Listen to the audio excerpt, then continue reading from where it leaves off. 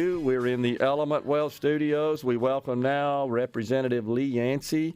He serves, of course, in the Mississippi House of Representatives. He represents District 74. That includes Rankin County. He's the chair of the House Drug Policy Committee. Representative Yancey, thanks for coming in today. Hi, Gerard. It's a pleasure to be here. Appreciate it. As always. Appreciate it. Absolutely. So today we were just talking about is, of course, D-Day. 79 years, and I don't know if you caught our conversation about FDR's famous prayer, as he knew he was sending American sons into harm's way, knew many of them would not survive it, and it's just, I think it's a time to reflect on the history of our country, and I get concerned, and just kind of off the subject we got you in here for, but I think being D-Day, it's appropriate. I get concerned that are we teaching this history in our schools? Does it seem like that's necessary? They should know about these epic battles, the loss of life, the sacrifice made so that they can grow up in this country and go to school and live the best quality of life on the planet. I think certainly days like today, when we remember D-Day, we remember the sacrifices that so many made that day and many days since then, who gave their lives or who risked their lives and were injured or fought for our country. It reminds us how much we need a loving God to see us through, to help us through these challenging days. You know, in Mississippi, I had heard, I think Governor Reeves say several days ago that during his first 14 months in office, there were I think there were 14 naturally declared disasters. Yeah. Hurricanes, tornadoes, COVID-19, on and on and on and on. Floods. And it's times like those when people are struggling and hurting, those times really point us upward, and we begin to seek God more than we do when we're comfortable. And in days like today, days like D-Day, when the president was looking at sending all those young men into battle, it had to be an overwhelming burden. I remember reading some of the biographies of Abraham Lincoln and how he felt, writing those letters to the parents of soldiers who were deceased and thanking them for their service and their heroism, and just demonstrating that uncommon valor that is found among those who fight for their country. No doubt. And it reminds us, again, how much we need a loving God for peace on earth, a God who created us all. And, it's a time to reflect. Yeah. And I certainly hope that Americans do reflect, especially on a day like today, which was a difficult day, obviously, in our nation's history. Before we get started, a couple of texts on the C Spire text line quickly I want to get to. My late father, this is Bill in South Mississippi, my late father was involved in the Omaha Beach landing as a medic with the Army. He was on the second day landing, which is why I'm probably here. Otherwise, he was probably killed on the first day. Appreciate you sharing that, William. Incredible. And a lot of connections, a lot of stories. Darren in Jackson 79 years ago, my grandfather Roy waded ashore, second wave, dog sector, Omaha Beach. Thank both of those individuals for their service and their sacrifice to our nation. So, all right, you guys are, you're on vacation. You're out of session right now. You're not doing anything, right? You're just living it up. So, you served, of course, as chair of the House Drug Policy Committee. I know you've shared that story before. The Speaker knew that the medical cannabis program was going to be high-profile legislation, and he came to you and asked you to serve as the chair, knowing that you would be the right person to lead that effort. He trusted you in that regard, that you would do the right thing. We got a program. It did take a lot of the so-called sausage making to get the final legislation, the final measure, passed through both houses, signed into law by the governor. That was in the 22 session. Here we are. We've launched the program. We've got the rollout underway. Give us a status update.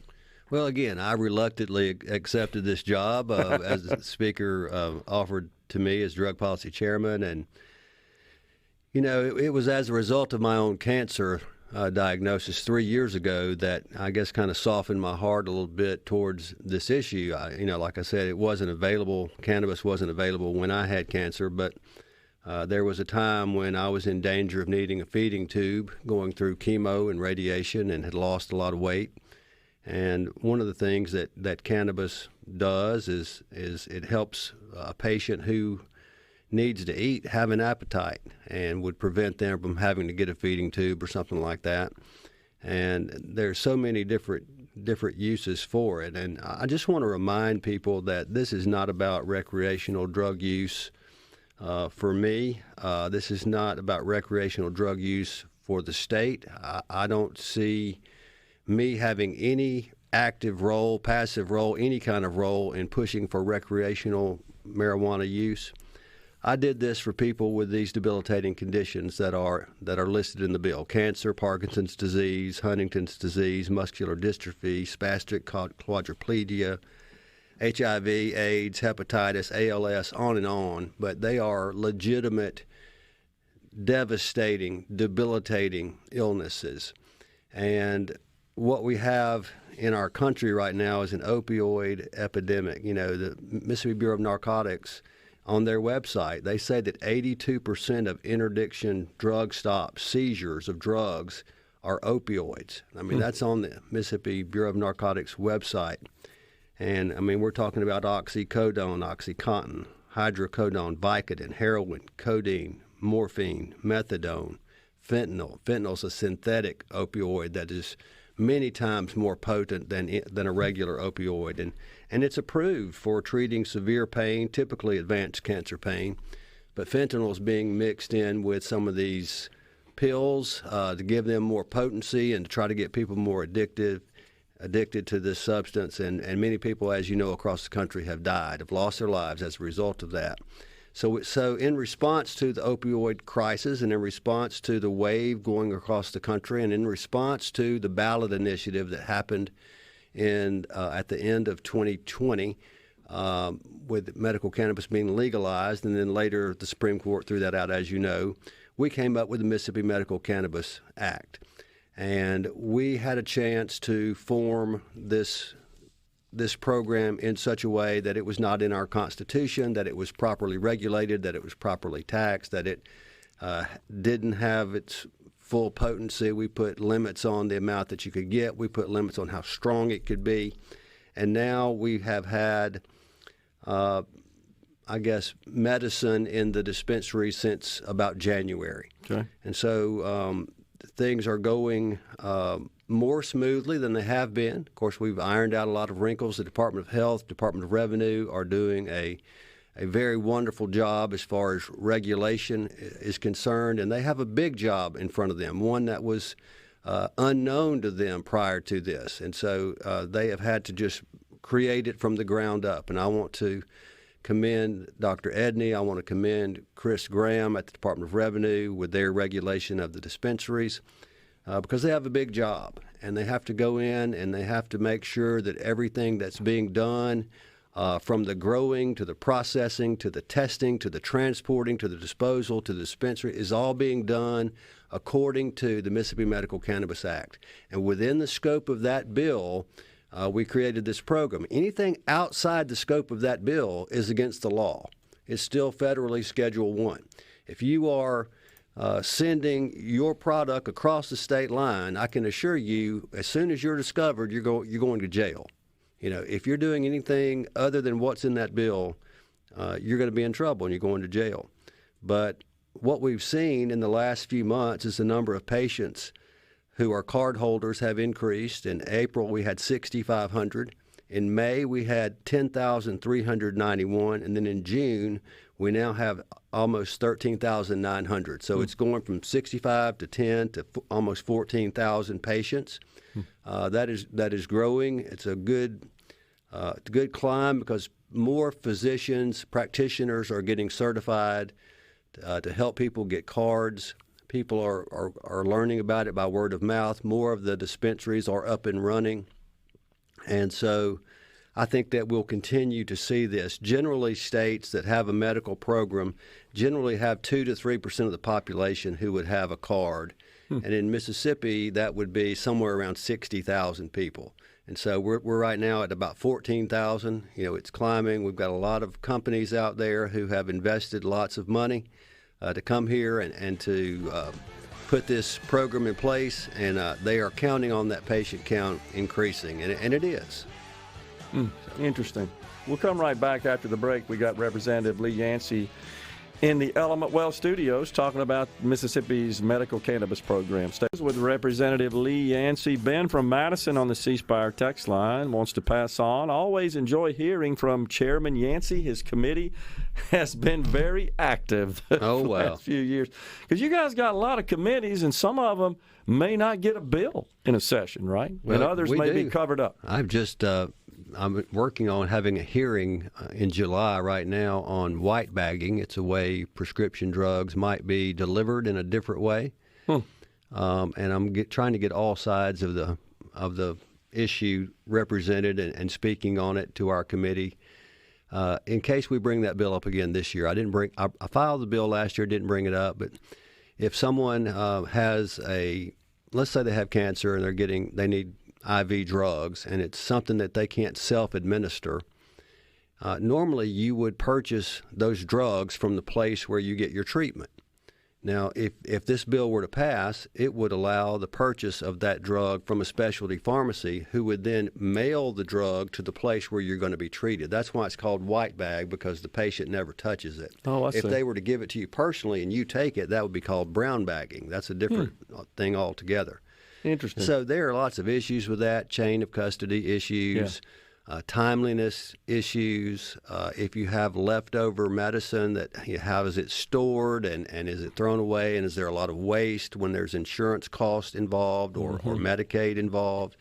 So a lot of things that we need to find out to see if it would be efficient to do it, but it would offer more competition in selling prescription drugs, and generally you would think that competition would bring down the prices, and would competition increases the quality, so and provides more access.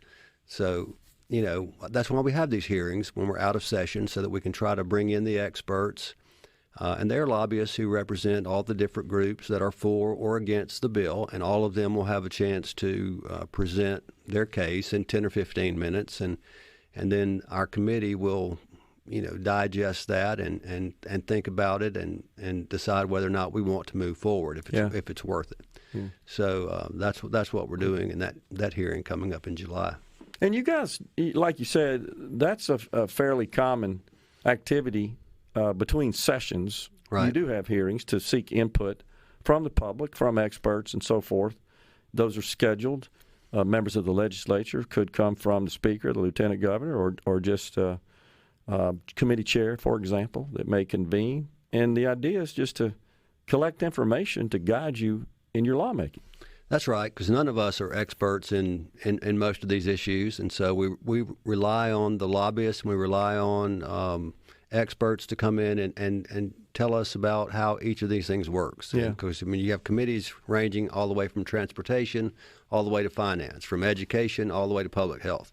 So everything in between. And so there's a lot to learn when you're down there, and the smartest thing you can do is recognize what you don't know and find some people to surround yourself with who know what's going on and can educate you on it. Yeah, absolutely. So now that the law is in place, the medical cannabis law, and it's being implemented, is there anything that's come to your attention that needs to be fixed from a legislative perspective? Are there some amendments you think may be coming up in the next session? I would guess that every year there will be tweaks made to this bill to try and improve it. We listen to our regulators, and they apprise us of what's working and what's not working. It becomes more and more clear each day, the more they practically try to put this law into place, that there are places that need to be smoothed out, and so we try to help them do that, and we did that this last session as well. and gave the Department of Health more enforcement and seizure and confiscation powers, gave them the same powers that the Department of Revenue already had with the ABC, the way they regulate the liquor stores, and now the dispensaries. Basically, the Department of Health needed to have that same type of law enforcement authority when they would go in and inspect and see, gross violations. They could actually act on it. And so, we always try to make it easier for the patient process to get a card. We know not every patient has access to a computer, so what we did this past session was to allow the practitioner to assist them in applying for the card, making it kind of a one-step thing. You go see the practitioner and you apply for the card at the same place. And just allowed that to happen and tried to smooth that. We decreased the number of days that the Department of Health had to process the applications. They did have 30 days. We changed that to 10. And we gave them additional money that they requested in order to, be able to beef up their workforce and able to do that. And so, we make changes as needed, and I fully expect there to be more changes next session. Somebody on the C Spire, it's Brian in Madison, pardon me, on the C Spire text line says, to get the benefits of medical marijuana, can it be eaten or does it have to be smoked? There's various forms of consumption. Absolutely. It can be, you can eat it, you can drink it, you can have it as a tincture where you have drops placed under your tongue. There is a transdermal patch. There are creams like for arthritis, on and on. Any way that medicine can be delivered, medical cannabis can be delivered. Right.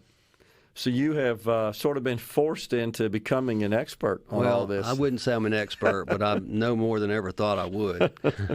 Well, that's necessary, though. That's part of it, part of the process. Absolutely. If you're going to make a good law, then you better study like you're studying for your final exam.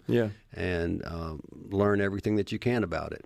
So Dr. Edney at the Department of Health, his group, his agency has primary responsibility for implementation and oversight of the program.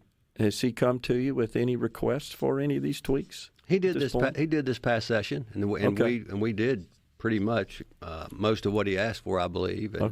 And we'll do the same.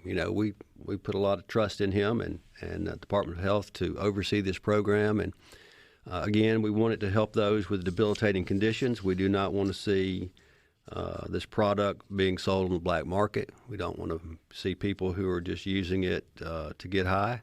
Right.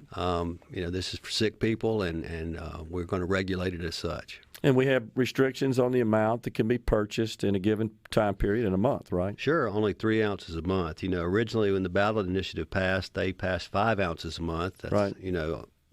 And then different bills had it at 4, and then 3.5, and we finally passed a bill with 3 ounces a month. Something else that comes up is where dispensaries can be located. There's some restrictions on that. Yeah, they can't be located. They have to be 1,500 feet from another dispensary, so you can't have a lot of them all grouped together. And they have to be at least 1,000 feet from a church, school, or daycare, unless they get a waiver from the church, school, or daycare, and then they still can only be 500 feet. We're trying to have a small footprint in our state and to not have marijuana facilities everywhere. Right. And I think most of us go through our daily lives without seeing too many at all. You don't see advertisements. There's some restrictions on that, too, There are right? restrictions on that. The little yard signs that advertise about helping you get a card and find a doc, those were not part of our plan. And I expect to not see those anymore very soon. This is a very, very restricted program that's regulated and intended for those with those conditions. Municipalities, counties were able to opt out of some or all of the programs, right? That's right. They were able to do that, and then there was a way for there to be a referendum to opt back in if the jurisdiction decided to do that. So we tried to address all the problems that we could think of, and there were many. Yeah. And I know that not everyone's fully happy, but we did come up with a bill that 90% of the legislature voted for. I believe last count, 38 states have a medical cannabis program. I know you spent a lot of time researching and reviewing those programs in the other states to find out what works and what doesn't. That's right. We looked at them and we created what we call the Frankenstein bill, where we put a piece from here and a piece from there and tried to come up with the best practices in each state. And I think we came up with a pretty good bill. Yeah. You know, we did the same thing with the lottery. I used to say to folks that there's kind of a good news, bad news deal. If you're a big fan of lotteries, well, we're the 45th state to implement it. If you're against it, the good thing is we got 44 others to review to figure out what works the best and what a program. Similar situation here. That's right. We didn't blaze the trail, so to speak. Right. Let the other states make the mistakes. Absolutely. All right. Appreciate it, Representative Lee Yancey, for coming in, man. It's been great to be here. Thanks, Gerard. Yep. We're stepping aside for a break in the Element Wealth Studios. We're coming right back.